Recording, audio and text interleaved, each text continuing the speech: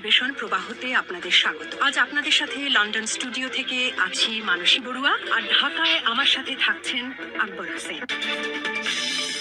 জানিয়ে দিব এই মুহূর্তে আলোচিত সমালোচিত যুদ্ধের সব আপডেট, আন্তর্জাতিক সংবাদ। প্রথমেই জানিয়ে দিব সিরিয়ায় একযোগে দুদেশের হামলা। এরপর থাকছে ভেনেজুয়েলায় মার্কিন হামলা নিন্দা, ক্ষেপণাস্ত্র ছুড়ল উত্তর কোরিয়া। আরো জানিয়ে দিব নিজস্ব প্রযুক্তির ক্ষেপণাস্ত্র পরীক্ষা চালিয়েছে পাকিস্তান। এবং সর্বশেষ থাকছে এবার গেরিলা বাহিনী মাঠে নামছে ভেনেজুয়েলায়। এতক্ষণ শুনছিলেন সংবাদ শিরোনাম, এখন বিস্তারিত।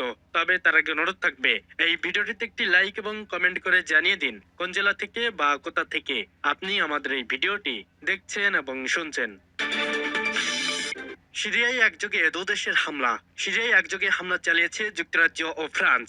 দেশটিতে ইসলামিক স্টেটের একটি ভূগর্ভস্থ অস্ত্র ভান্ডার এই হামলা চালানো হয়েছে।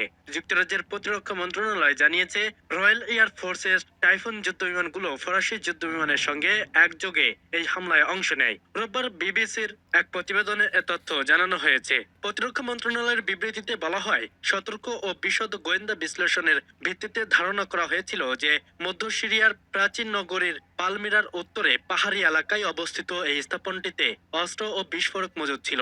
আমাদের বিমানগুলো পেবওয়ে 4 নির্দেশিত বোমা ব্যবহার করে ভূগর্ভস্থ স্থাপনাটি প্রবেশ পথে থাকা একাধিক টানেলে হামলা চালায়। প্রাথমিকভাবে ধারণা করা হচ্ছে লক্ষ্যবস্তু সফলভাবে আঘাত করা হয়েছে। শনিবার গভীর রাতে চালানো এই হামলায় বেসামরিক ক্ষয়ক্ষতির কোনো প্রমাণ পাওয়া যায়নি এবং সব বিমান নিরাপদে ঘাঁটিতে ফিরে এসে বলে জানিয়েছেন প্রতিরক্ষা মন্ত্রণালয়। হামলার বিস্তারিত মূল্যায়ন এখনো চলমান। অভিযানের টাইফুন FGR-4 যুদ্ধ বিমানগুলোকে সহায়তা দেয় একটি ভয়েজার টাইফুলিং ট্যাঙ্কার বিমান। যুক্তরাজ্যের প্রতিরক্ষা জন হিলি বলেন, এই অভিযান প্রমাণ করে যে যুক্তরাজ্যের নেতৃত্ব দিতে প্রস্তুত এবং মিত্রদের সঙ্গে কাঁধে কাঁধ মিলিয়ে দেশেই পুনরুত্থান ও তাদের বিপজ্জনক সহিংস মতাদর্শ নির্মূল করতে দৃঢ় প্রতিজ্ঞ। তিনি বলেন, আমি এই অভিযানের অংশ নিয়েও আমাদের সশস্ত্র বাহিনীর সদস্যদের পেশাদারিত্ব ও সাহসের জন্য ধন্যবাদ জানাই। বড়দিন ও নববর্ষের হাজারো ব্রিটিশ সেনা মোতায়েন ছিলেন। এই অভিযান দেখায় আমাদের বাহিনী বছর জুড়ে দেশের নিরাপত্তা নিশ্চিত করতে প্রস্তুত। প্রতিরক্ষা মন্ত্রণালয় জানায় 2019 সালে বাঘুজের যুদ্ধে IS পরাজিত হওয়ার পর থেকে সিরিয়ায় তাদের পুনরুত্থান ঠেকাতে নিয়মিত আকাশ টহল ও নজরদারি চালিয়ে আসছে রয়্যাল এয়ার ফোর্স। 2014 সাল থেকে আন্তর্জাতিক জোটের অংশ হিসাবে ড্রোন ও মানবচালিত বিমান ব্যবহার করে IS লক্ষ্যবস্তুতে হামলা চালিয়ে আসছে যুক্তরাজ্য। জাতিসংঘের মতে এখনো সিরিয়া ও ইরানকে IS এর 5,000 থেকে 7,000 যোদ্ধা সক্রিয় রয়েছে। গত নভেম্বর মাসে নতুন প্রেসিডেন্ট আহমেদ আল সারার নেতৃত্বে সিরিয়া যুক্তরাষ্ট্রের নেতৃত্বাধীন IS বিরোধী জোটে যোগ দেয়, যা এই জোটের 90তম সদস্য রাষ্ট্র। ভেনেজুয়েলায় মার্কিন হামলা নিন্দা, ক্ষেপণাস্ত্র ছুড়ল উত্তর কোরিয়া। এবার কমপক্ষে 2টি ক্ষেপণাস্ত্র নিক্ষেপ করেছে উত্তর কোরিয়া। সংবাদ সংস্থা রয়টার্স জানিয়েছে, ট্রাম্পের নির্দেশে ভেনেজুয়েলার মার্কিন হামলা এবং দেশটির প্রেসিডেন্ট নিকোলাস মাদুরোকে আটক করার পর ক্ষেপণাস্ত্র দুটি নিক্ষেপ করার উত্তর কোরিয়া। এছাড়া ভেনেজুয়েলায় মার্কিন হামলায় নিন্দা জানিয়েছে যুক্তরাষ্ট্রের পদক্ষেপকে সার্বভৌমত্বের ওপর সবচেয়ে গুরুতর হস্তক্ষেপ বলে অভিহিত করেছে উত্তর কোরিয়া। উত্তর কোরিয়ার রাষ্ট্রীয় সংবাদ সংস্থা KCN এর বরাত দিয়ে এ খবর জানায় Al Jazeera.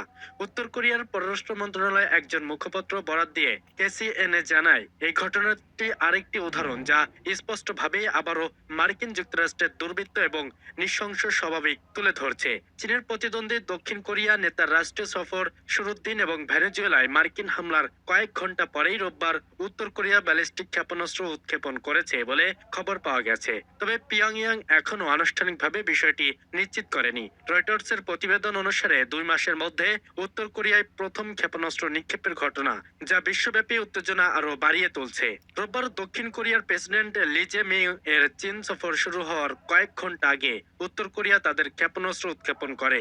সিউলের institute for fur eastern স্টাডিজের অধ্যাপক লিম ওয়েল চুলের মতে, কোরিয়া ও জাপানের মধ্যবর্তী সমুদ্রের রাজধানী পিয়ংইয়াং থেকে এই ক্ষেপণাস্ত্র উৎক্ষেপণ ছিল চীনের প্রতি দক্ষিণ কোরিয়ার সাথে ঘনিষ্ঠ সম্পর্ক রোধ করার এবং পারমাণবিক নিরস্ত্রীকরণের বিষয়ে চীনের অবস্থানের বিরুদ্ধে থাকার একটি বার্তা।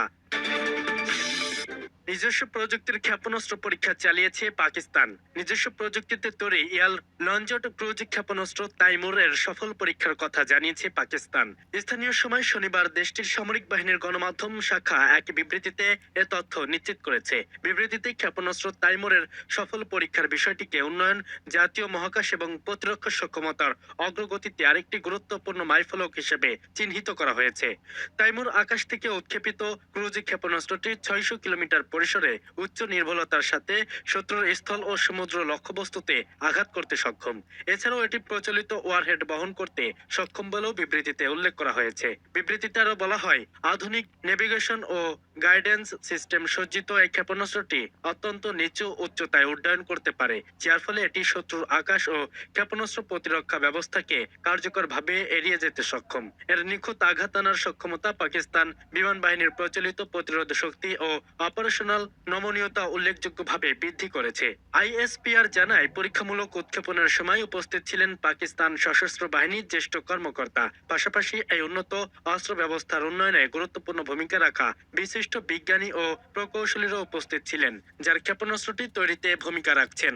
পাকিস্তান বিমান বাহিনীর প্রধান এয়ার চিফ মার্শাল জাহির আহমেদ বাবর সিধু এ অর্জনের জন্য সংশ্লিষ্ট বিজ্ঞানী, প্রকৌশলী এবং পিএএফ দলের সদস্যদের অভিনন্দন জানান। তিনি বলেন, এ ধরনের সাফল্য প্রযুক্তিগত আত্মনির্ভরতা অর্জন এবং পরিবর্তনশীল আঞ্চলিক নিরাপত্তা পরিবেশ একটি বিশ্বাসযোগ্য প্রচলিত প্রতিরোধ শক্তি বজায় রাখার ক্ষেত্রে জাতির দৃঢ় সংকল্পের প্রতিফলন। পাকিস্তানের প্রেসিডেন্ট আসিফ আল জারদারি এই সফল পরীক্ষার জন্য পাকিস্তান বিমান বাহিনীকে শ্রদ্ধা ও অভিনন্দন জানান। তিনি বলেন, স্থানীয়ভাবে আধুনিক অস্ত্র প্রস্তুত করা জাতীয় সক্ষমতা, সংকল্প এবং প্রাতিষ্ঠানিক দক্ষতার সুস্পষ্ট প্রমাণ। এই পরীক্ষার সাফল্য জাতীয় প্রতিরক্ষা আরও শক্তিশালী করেছে এবং আঞ্চলিক স্থিতিশীলতা নিশ্চিত করতে পাকিস্তানের দায়িত্বশীল প্রতিরক্ষা নীতিকে জোরদার করেছে। এদিকে দেশটির প্রধানমন্ত্রী শাহবাজ শরীফও তাইমুর অস্ত্র ব্যবস্থার সফল পরীক্ষার জন্য পাকিস্তান বিমান বাহিনীকে অভিনন্দন জানিয়েছেন। Some lives don't slow down, they just get fuller. He wanted to take care of himself, but time wasn't always on his side. She noticed it all, quietly.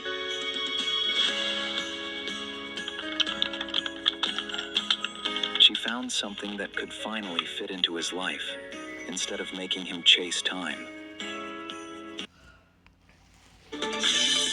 এবার গেরিলা বাহিনী মাঠে নামছে ভেনেজুয়েলায়। ফিল্ম স্টাইলে মার্কিন সামরিক অভিযানে প্রেসিডেন্ট নিকোলাস মাদুরো তার স্ত্রীকে আটক করার পর পুরো বিশ্বের ভূ রাজনৈতিক মানচিত্র যেন নতুন করে কাঁপছে। যুক্তরাষ্ট্রের এই পদক্ষেপে আন্তর্জাতিক মঞ্চে নিন্দার ঝড় উঠেছে। সেই সাথে ভেনেজুয়েলার অভ্যন্তরীণ রাজনৈতিক উত্তেজনা ক্রমশ তীব্র হচ্ছে। ভেনেজুয়েলার প্রতিরক্ষা গোয়েন্দারা জানান, সশস্ত্র বাহিনীকে প্রস্তুত রাখা হচ্ছে যে কোনো বিদেশি আগ্রাসন প্রতিরোধে স্থল, বিমান এবং ক্ষেপণাস্ত্র ইউনিট সহ সব বিভাগেই মোতায়েন বাড়ানো হয়েছে। এমনকি ভেনেজুয়েলার সার্বভৌমত্ব রক্ষায় প্রস্তুতি চলছে। আগের বছর থেকেই মাদুরো সরকার বিভিন্ন এলাকায় অ্যাক্টিভ গেরিলা স্টাইলের প্রতিরোধ পরিকল্পনা গড়ে তোলার কথা বলছে। এমন প্রস্তুতি মূলত যুদ্ধে নয়, বরং লম্বা সময়ের প্রতিরোধের কৌশল হিসেবে বিবেচিত হয়ে আসছিল। বিশ্লেষকরা মনে করেন, ভেনেজুয়েলার সামরিক বাহিনী এখনো সরাসরি মার্কিন সামরিক বাহিনীর বিরুদ্ধে খোলাখুলি যুদ্ধের পরিকল্পনায় নেই, বরং তারা দেশ জুড়ে প্রতিরোধ ও পতাকা ভিত্তিক লড়াই বজায় রাখতে চায়, যাতে আঞ্চলিক ও জনগণের সমর্থন ধরে রাখা যায়। সেনা সংস্কৃতিতে সামরিক নেতৃত্ব বলে আসছে দুর্বলতা দেখলেই শত্রু আরো চাপ দেবে। তাই দেশ জুড়ে নিরাপত্তা জোরদার ও সম্ভাব্য গেরিলা ধরনের কৌশল নিয়েও কথাবার্তা চালাচ্ছে। অন্যদিকে ভেনেজুয়েলায় মার্কিন সামরিক অভিযানের মাধ্যমে নিকোলাস মাদুরোকে তুলে নেওয়ার পর দেশটির শাসনভার এখন নির্বাহী ভাইস প্রেসিডেন্ট ডেলসি রদ্রিগেজের হাতে। দায়িত্ব নেওয়ার পর জাতীয় প্রতিরক্ষা কাউন্সিলের অধিবেশনে সভাপতিত্ব করার সময় তিনি মাদুরো দম্পতির অবিলম্বে মুক্তি দাবি করেন এবং মার্কিন অভিযানকে আন্তর্জাতিক আইন ও সার্বভৌমত্বের ওপর এক নগ্ন হস্তক্ষেপ বলে নিন্দা জানান। ভাইস প্রেসিডেন্ট সমালোচকদের বলে আসছেন যে বিদেশি আগ্রাসন প্রতিরোধ কঠোর অবস্থানে দেশকে রক্ষা করবে। মাদুরোই ভেনেজুয়েলার একমাত্র বৈধ প্রেসিডেন্ট বলে জোর দেন ডেলিস। তবে আন্তর্জাতিক মঞ্চে ব্রাজিল থেকে জাতিসংঘ পর্যন্ত বলছে একই সংকটকে শান্তি ও আলোচনার মাধ্যমে সমাধান করতে হবে, আর গেরিলা বা সামরিক উত্তেজনা পরিস্থিতিকে আরো তীব্র করবে। এদিকে দেশটির স্থানীয় গণমাধ্যমগুলো বলছে, এখন পর্যন্ত সরাসরি গেরিলা বাহিনীকে মাঠে নামছে এমন প্রমাণ নেই।